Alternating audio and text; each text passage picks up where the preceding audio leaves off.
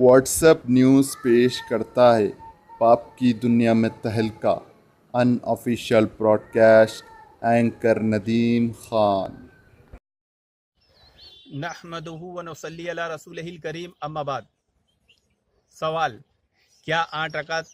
کو تراویح کہہ سکتے ہیں؟ آج کل گمراہ مقلد اپنے مذہب کو بچانے کے لیے کہ کہیں لوگوں کو سمجھ میں نہ آ جائے کہ تہجد کی نماز کو ہی تراویح کہتے ہیں، اس لیے تہجد اور تراویح کو الگ الگ کرنے کے لیے مغالطہ دے رہے ہیں کہ تراویح 12 رکعت، 16 رکعت اور 20 رکعت کو کہہ سکتے ہیں، 8 رکعت کو نہیں، کیونکہ ترویحہ 4 رکعت کے بعد آرام کرنے کو کہتے ہیں، ترویحتین 8 رکعت کے بعد آرام کرنے کو کہتے ہیں، اور 12، 16، 20 پر آرام کرنے کو تراویح کہتے ہیں۔ اس طرح کے دھوکے دے رہے ہیں۔ تو یہ بات سمجھ لیجئے کہ 2 پر بھی جمع کا صیغہ بولا جا سکتا ہے۔ سورہ تحریم میں اللہ رب العالمین نے اللہ کے نبی صلی اللہ علیہ وسلم کی بیویوں یعنی ہماری ماؤں کے لیے لفظ استعمال کیا ہے کہ اے نبی کی 2 بیویوں، تمہارے دل ٹیڑے نہ ہو جائے، دل جھک نہ جائے، وہاں قلوب و قما کا لفظ استعمال کیا ہے، 2 دلوں پر جمع کا صیغہ۔ اسی طرح ایک حدیث میں آتا ہے کہ اللہ کے نبی صلی اللہ علیہ وسلم نے 2 صحابہ کے دلوں کے لیے کہ یہ میری بیوی ہے، جب اللہ کے نبی اعتکاف میں اپنی بیوی ہماری ماں کو گھر چھوڑنے جا رہے تھے تو 2 صحابی نے دیکھا تو آپ نے کہا کہیں کہ تمہارے دلوں میں، 2 دلوں کے لیے اللہ کے نبی نے قلوب کا لفظ استعمال کیا، جمع کا صیغہ۔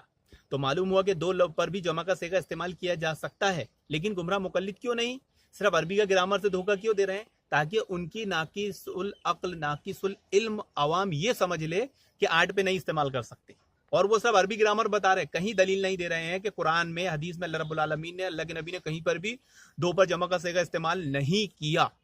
اس کی کئی مثال کوئی دلیل نہیں دے رہے ہیں، کیونکہ جانتے ہیں قرآن حدیث جب دیکھیں گے تو اس میں مل جائے گا کہ 2 پر بھی اللہ اور اس کے رسول نے جمع کا صیغہ استعمال کیا ہے، اور ثابت ہو جائے گا کہ 20 رکعت، 8 رکعت تراویح پر بھی جمع کا صیغہ استعمال کر سکتے ہیں۔ اور ترویہ، ترویتین اور تراویح، تو اس سے معلوم ہوا کہ پہلا ترویہ ہے، دوسرا ترویتین ہے، اور تیسرا تراویح ہے، چوتھا تراویح ہے، تو وہ تہجد کی نماز جو رمضان میں پڑھائی جاتی ہے اس کی رکعتوں کی تعداد بڑھائی جا سکتی ہے، جیسے تراویح 12، 16، 20 ہو جاتی ہے۔ اچھا، گمراہ مقلد سے پوچھا گا 2 پر جمع کا صیغہ نہیں لگتا، تو جب امام مسجد میں نماز پڑھاتا ہے تو اس کے پیچھے کتنے لوگ ہونا چاہیے کہ جماعت بن جائے؟ تو معلوم ہوگا کہ کم سے کم 2 لوگ ہوں، تو جماعت بن گئی نا 2 لوگوں پر، اور نہیں ہوتا تو حنفیوں کے نہیں چاہیے، پھر 3 لوگوں پہ جماعت بنانا چاہیے۔ تو یہ ساری جستجو، ساری جدوجہد اس لیے کرتے ہیں تاکہ عوام الناس کو بات سمجھ میں نہ آئے۔ حافظ ابن حجر نے فتح الباری میں تو بحث کی ہے کہ پہلے کے لوگ تو 2 رکعت تراویح پڑھ کے بھی آرام کرتے تھے، ہم 4 رکعت کے بعد آرام کرتے ہیں، پہلے کے لوگ 2 رکعت کے بعد آرام کرتے تھے، تو 2 رکعت میں آرام کرنے سے 8 رکعت میں 4 بار آرام ہو گیا، تو اس اصول سے بھی تراویح ہو گئی۔